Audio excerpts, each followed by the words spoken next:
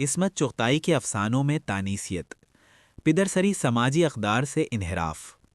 پدرسری معاشرہ ایک ایسا معاشرہ ہوتا ہے جہاں مردوں کو عورتوں پر فوقیت دی جاتی ہے۔ پدرسری نظام عورتوں کے حقوق سلب کرتا ہے۔ اس معاشرے میں عورت کھل کر سانس بھی نہیں لے سکتی۔ عصمت چغتائی عورتوں کی آواز بن کر اردو ادب میں تشریف لائیں۔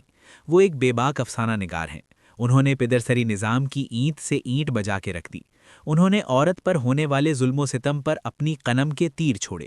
وہ مظلوم عورت کی ساتھی ہیں۔ ان کے ہاں عورت سے ہمدردی کا جذبہ بہت نمایاں ہے۔ افسانہ لحاف۔ عصمت چغتائی نے اپنے افسانے لحاف میں ہم جنسیت کو موضوع بنایا ہے۔ یہ افسانہ ایک حقیقی کہانی پر مبنی ہے جہاں خود مصنفہ نے اپنا آنکھوں دیکھا حال بیان کیا ہے۔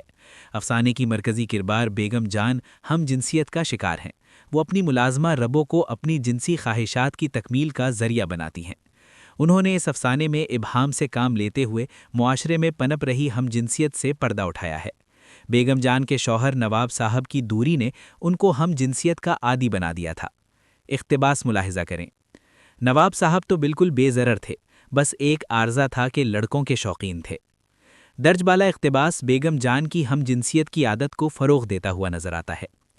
افسانہ چوتھی کا جوڑا۔ افسانہ چوتھی کا جوڑا معاشرے کی حقیقتوں کا منہ بولتا ثبوت ہے۔ جیسا کہ نام سے ہی ظاہر ہے کہ یہ افسانہ لڑکی کی شادی کے گرد گھومتا ہے۔ اس افسانے نے سماج کی تلخ حقیقتوں کو عیاں کیا ہے۔ ہمارے یہاں عورت کی شادی ایک سنگین مسئلہ ہے۔ آج بھی عورت پدرسری نظام میں شادی کو زندگی موت کا مسئلہ سمجھتی ہے۔ مرکزی کردار کبرا کی شادی کا جوڑا اس کی ماں تیار کرتی ہے، لیکن یہ جوڑا اس کے گلے کا پھندا بن جاتا ہے۔ وہ ایک چوتھی کا جوڑا ہی تو تھا، مگر کبرا کی سانسیں اس میں ٹنکی ہوئی تھیں۔ عصمت نے اس افسانے کی بدولت عورت کو یہ پیغام دیا ہے کہ عورت کے لیے سب سے ضروری چیز اس کے حقوق ہیں۔ جب تک عورت اپنے حقوق کے لیے آواز نہیں اٹھائے گی، اس کی زندگی کبرا کی طرح چار دیواری میں دم توڑ دے گی۔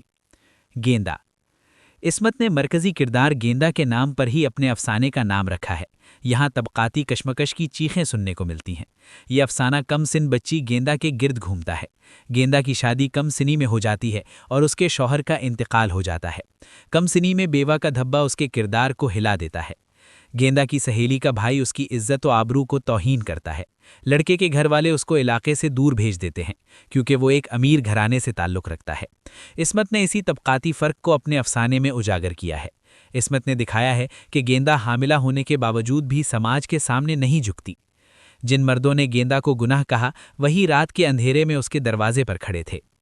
عصمت چغتائی کے افسانے پدرسری نظام کے منہ پر تماچا ہے۔ انہوں نے اپنے افسانوں میں طبقاتی فرق، عورت کی آزادی اور جذباتی کیفیات کو سمویا ہے۔ انہوں نے معاشرے کی اصل حقیقت کو بے نقاب کیا ہے۔